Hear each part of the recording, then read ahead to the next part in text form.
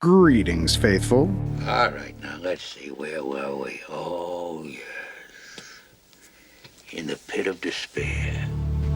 Alright, so when I left off in the last video, I ended on a bit of a cliffhanger. The party had made it into the heart of the Feydark, into the throne room of Vorathis, and everything was about to pop off. What followed was one of the longest and most intense encounters I've run during the campaign. Roughly 5 hours of real-time combat. The party was facing the king, the queen, a living mass of corruption I just called the Blob, and wave after wave of Fomorians flooding into the room. It was chaos, but it was controlled chaos. Every piece had a purpose, and it was all designed to pull the party in a different direction. The king was the first problem they had to solve. On paper, he's a legendary high-level champion fighter, but I gave him a trait that made him absolutely terrifying. He earned the name Spell Eater. He could literally devour spells and magic items up to very rare and destroy them permanently. So, round 1, he singles out the party's fighter, unloads 4 attacks, action surge, another 4 attacks, bonus action punt.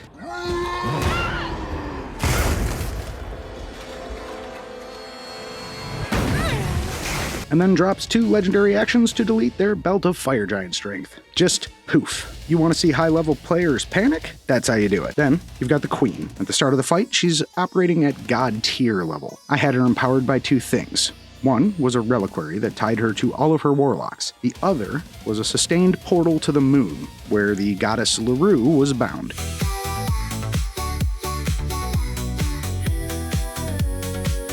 That's where the real power was coming from. As long as those 2 things existed, she was on another level entirely.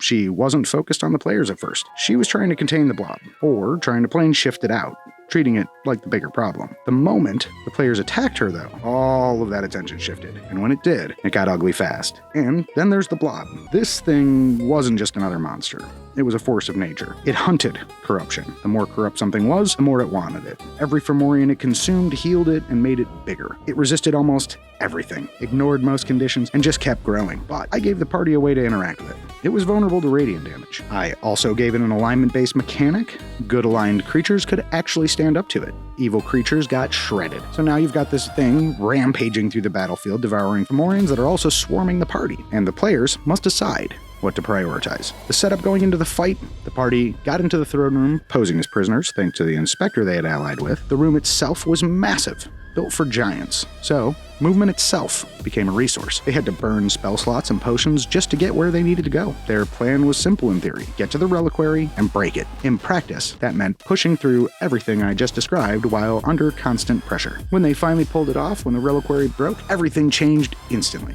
The queen lost her connection to her warlocks, her grip on the blob faltered, and the fight exploded into pure chaos. The blob broke free and immediately started devouring everything in reach. The inspector the party had brought with them vanished without a word, because he had his own plan, and the party was left in the middle of it, trying to survive. The players did what experienced players do. They identified the biggest immediate threat and deleted the king fast. They knew if he stayed up, he would dismantle them piece by piece. Once he was down, the queen stepped fully into the fight. She tried to take control of the battlefield with time stop. That got counterspelled. What is this? I counted your time stop. The party pushed forward, split their focus between her and the blob, and started to gain ground. And then she cast Wish. She laughed at them, and wished herself and the king were back to full strength, back on their thrones like nothing had happened. No counterspell, no stopping it. It just went through. I have never dropped something like that on my table before, and the reaction alone made it worth it. You could feel the energy shift immediately. Meanwhile, off-screen, the inspector had dimension doored to the portal to the moon. He knew that that was the real source of the queen's power. He gets there, gets intercepted, almost dies, and then pulls it off. Nat 20, blows up the portal. Just like that, the queen drops from godlike entity back down to something the party can actually fight. All because the party didn't just kill him immediately, and instead found a way to cooperate with him. Back in the throne room, that was the turning point. The party rallied. They brought down the king again. They pushed through the queen's remaining power. The party's paladin, once they got her back in the fight after taking a feeble mind, just went to work on the blob with radiant damage. One by one, the pieces fell. The king stayed down. The queen went down. And finally, the blob went down with them. The aftermath was just as wild as the fight. The inspector,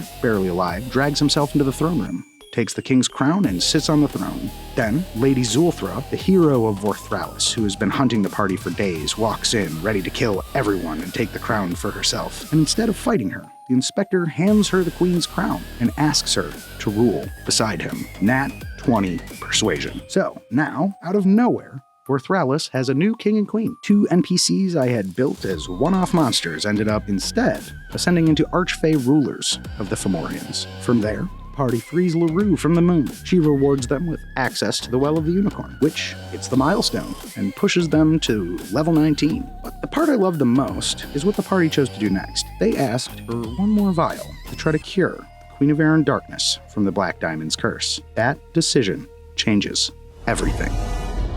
Oh my god! Oh my god! Oh my god, I gotta call my brother. I better call my housekeeper. I gotta call my lawyer. Forget my lawyer. They track her down, wait for the right moment, and just go for it. No elaborate plan. They grab her and force the water down her throat. The Black Diamond's influence burns away in a huge burst of light, and when it's all over, she is not the Queen of Air and Darkness anymore. She says her name is Mab, a Seelie princess who has been trapped for who knows how long.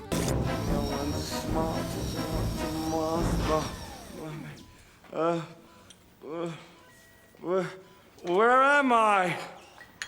The level ends with a heartwarming reunion with her and her sister, Queen Titania, that honestly just ends the whole arc in a completely different tone than it started. After everything in the Feydark, after all the corruption and brutality, it ends with something that actually feels like a fairy tale. In the end, the biggest winner of the story is Queen Titania. Never lifted a finger, misled the party, and got both her husband and sister back. Couldn't have written a more Feywild ending if I had tried. This entire level was designed to be chaos, a wild goose chase through the Fey, something bright and strange and unpredictable, because right after this, everything is about to change. We're heading into the endgame, level 19, which I'm referring to as the God War. And if you thought things were intense here, it's about to get a whole lot darker. Well, that's it for this one. Make sure you like and subscribe and all that jazz.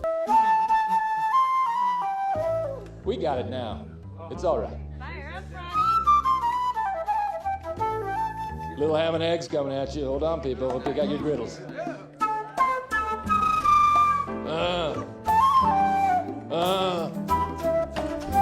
That's baby making music. That's what that is. I got some cool stuff in the pipeline you won't want to miss. Now, if you've got ideas, suggestions, questions, comments, cries of anguish, sacred oaths, or vile curses, throw them down in the comments below. And may the gods walk with you always.